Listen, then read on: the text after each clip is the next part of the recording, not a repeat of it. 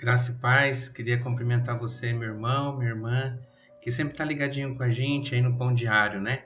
Hoje um Pão Diário diferente, a gente gravou isso, estou gravando isso aqui, estou num quarto de hotel aqui em São Paulo, estou em viagem a trabalho, final de semana, sábado, sexta noite, sábado e domingo, a gente vai estar em Poá, estou eu e o Aldo aqui, a gente vai visitar a Igreja Betel de Poá, onde a gente vai estar com os irmãos, falando um pouquinho do trabalho que nós realizamos, num seminário sobre evangelismo, né?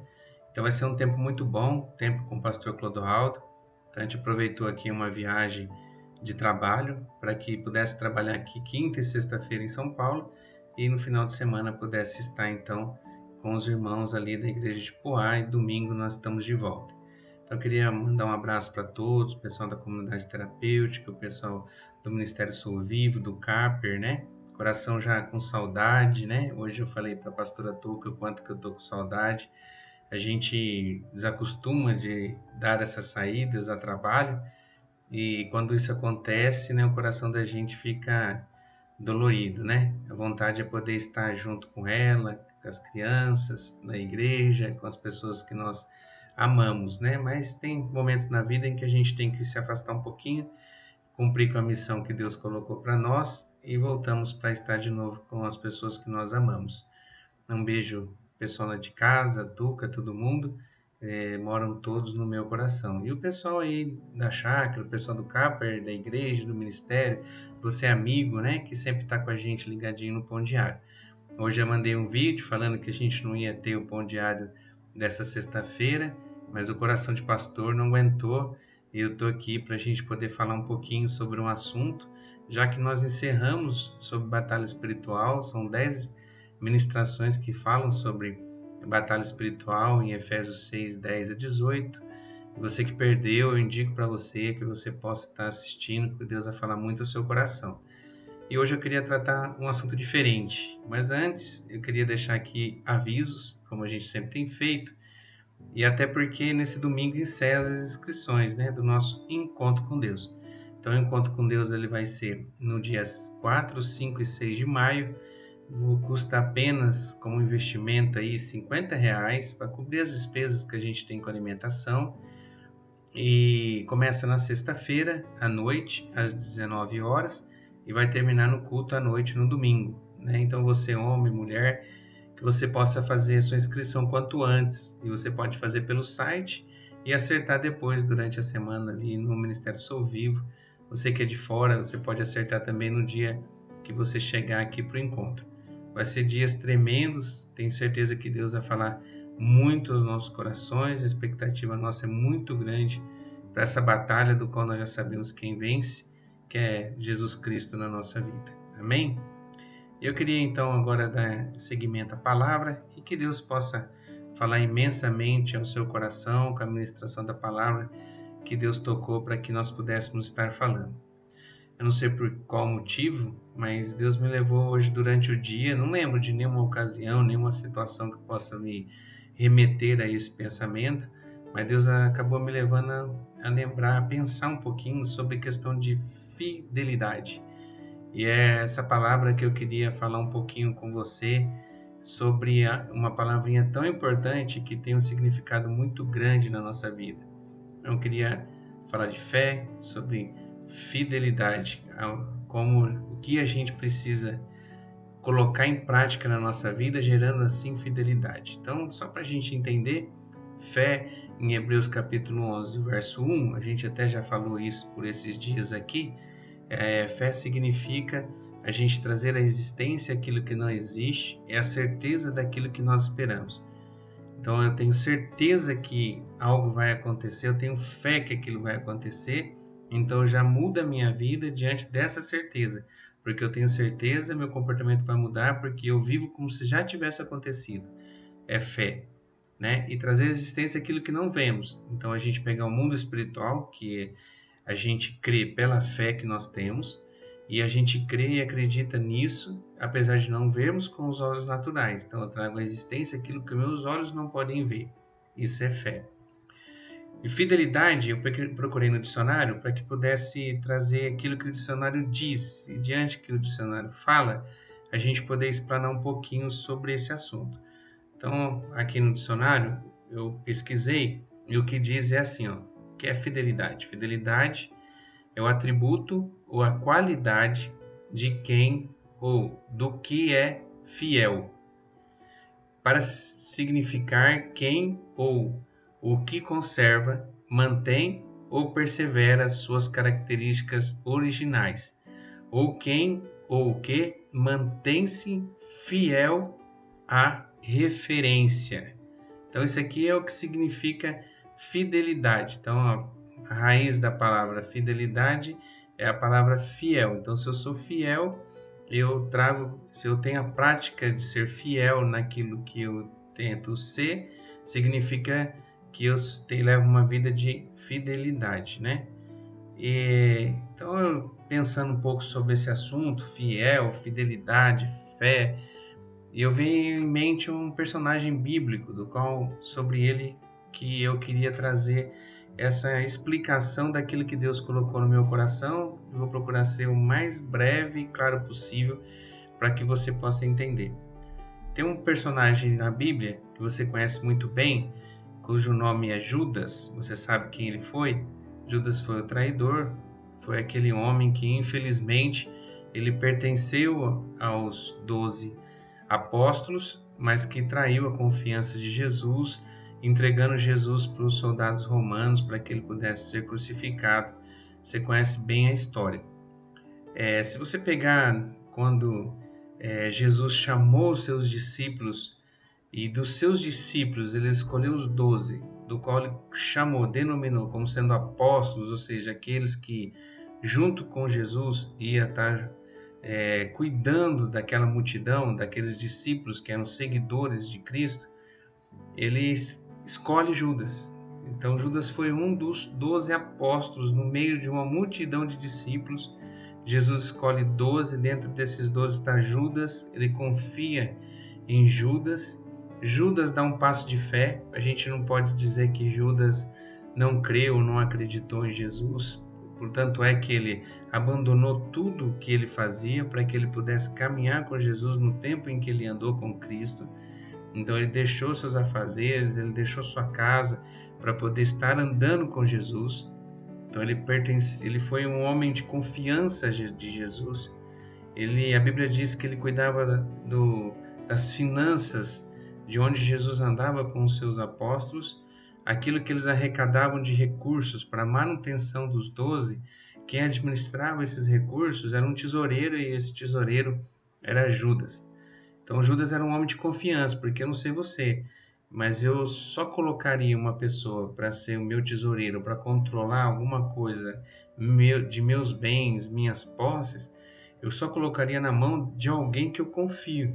Então Jesus deu um voto de confiança para Judas, entregando tudo aquilo que eles recebiam de recurso para que ele pudesse, enfim, administrar. Então Jesus dá um passo de confiança e entrega para ele os recursos que eles tinham para que pudessem andar e caminhar e pregar o evangelho, como foi a vida de Jesus com os seus 12 apóstolos. Mas chegou um momento que, apesar da fé que Judas tinha em Cristo, porque o que significa quando eu falo de fé que Judas tinha de Cristo? Significa que aquilo que Jesus ensinou e aquilo que Jesus falava e mostrava com relação a quem ele era e o que significa andar com ele e o novo estilo de vida que ele estava propondo para os apóstolos, ele acreditou, ele creu.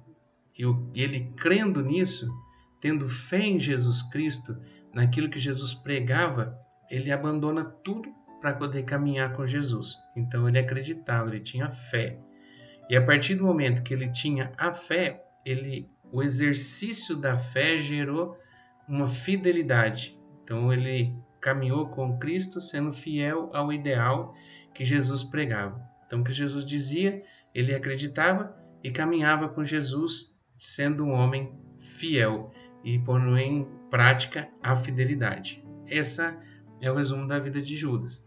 Mas chegou um momento em que algo aconteceu e que interrompeu fé que ele tinha naquilo que Jesus pregava. Então Judas criou uma expectativa muito grande de algo que não foi aquilo que Jesus disse. Jesus pregou uma coisa e ele, olhando para Jesus e o homem que Jesus era, ele entendeu que Jesus iria resolver todos os problemas terrenos e que ele seria o grande rei dos judeus. Crendo nisso e olhando para Jesus e vendo a capacidade que ele tinha, que ele era um homem diferente, que ele ensinava de forma diferente, que ele falava de forma diferente, crendo e gerando no coração dele uma expectativa muito grande para uma revolução gigantesca que poderia acontecer através de Cristo, talvez livrando eles da opressão que eles sofriam do Império Romano. Ele acredita e põe sua fé em Cristo. Daí, passando o tempo, ele foi percebendo, e Jesus pregava isso, dizia bem claro com relação a isso, que o reino dele não era aqui na terra, mas que o reino dele era na eternidade. Então ele estava preparando as pessoas para morar na eternidade, não para resolver problemas aqui nessa terra. E isso foi gerando tristeza no coração de Judas, a ponto do qual ele, num momento, ele decide então romper com essa fidelidade. Mas quando ele rompe com a fidelidade, quando ele deixa de ser fiel a Jesus e entrega Jesus, algo acontece antes.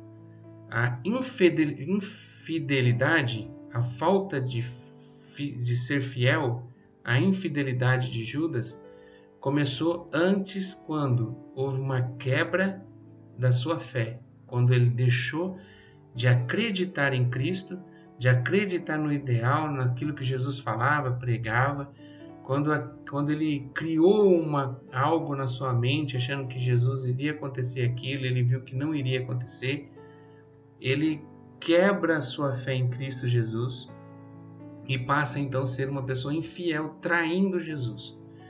Então o problema, a consequência da quebra de fé, gerou a infidelidade. E aí você sabe da história, ele entrega Jesus, daí Jesus é entregue aos soldados romanos, morto, crucificado, e Judas, a Bíblia diz que ele sai para se enforcar diante de tamanho remorso que ele teve, da atitude que ele teve da infidelidade. A infidelidade geralmente é a consequência da infidelidade na vida de alguém, é o remorso. É triste porque não gera arrependimento, geralmente gera remorso. E ele não gera arrependimento porque houve o fim da fé. Então, quando a gente ainda tem fé e a gente erra diante ou tem alguma atitude que quebrou aquele elo que nós tínhamos com Cristo, mas ainda a gente tem a nossa fé em Cristo Jesus, é gerado no nosso coração um arrependimento.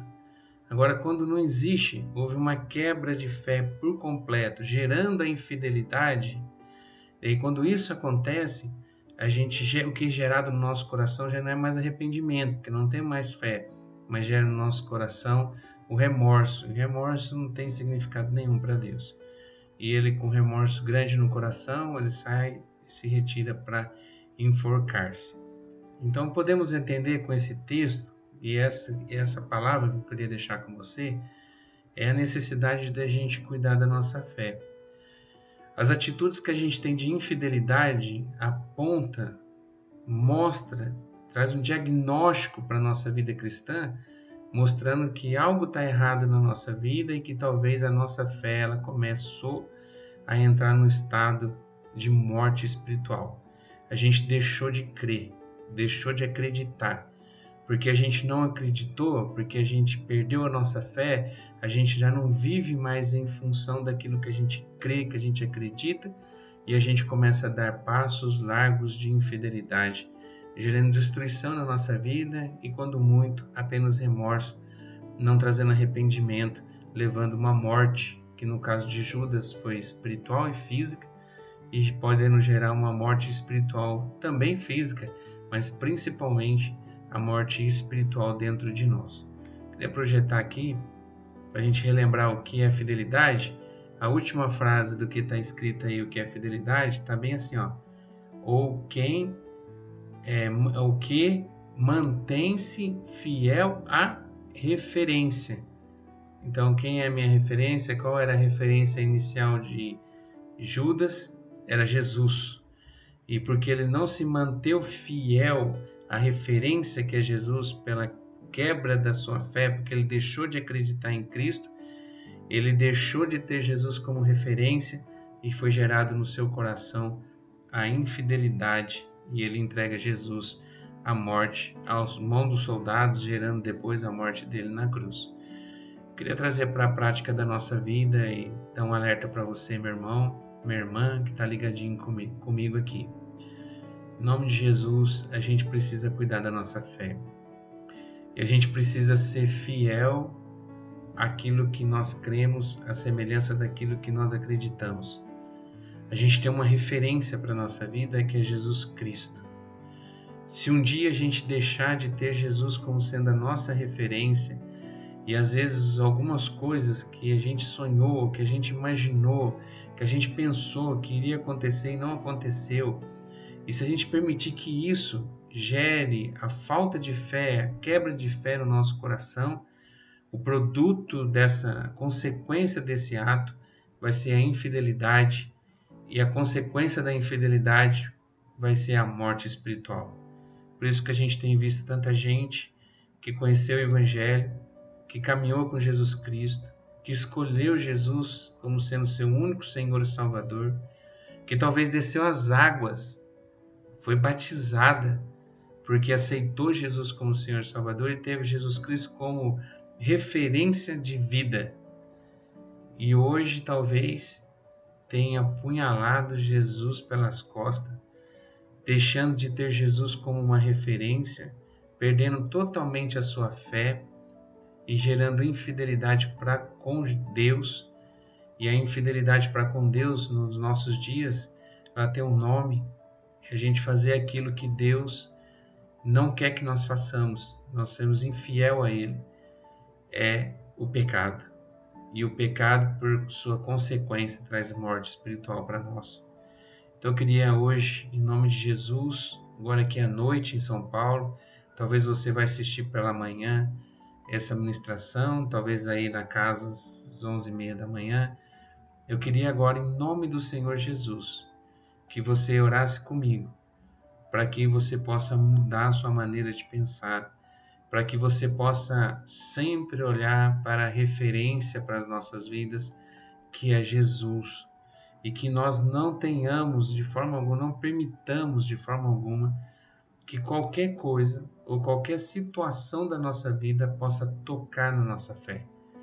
Que a gente possa entender que nada possa nos separar do amor de Deus. O apóstolo Paulo fala isso em Romanos capítulo 8, e ele diz coisas espirituais e materiais, ele faz uma referência, ele faz uma lista de coisas, e ele mostra ali naquele texto que nada seria possível, até mesmo os anjos, se quisessem, seria impossível deles tirar do apóstolo Paulo a certeza que ele tinha em Cristo Jesus, e nada ia separar ele do amor de Deus.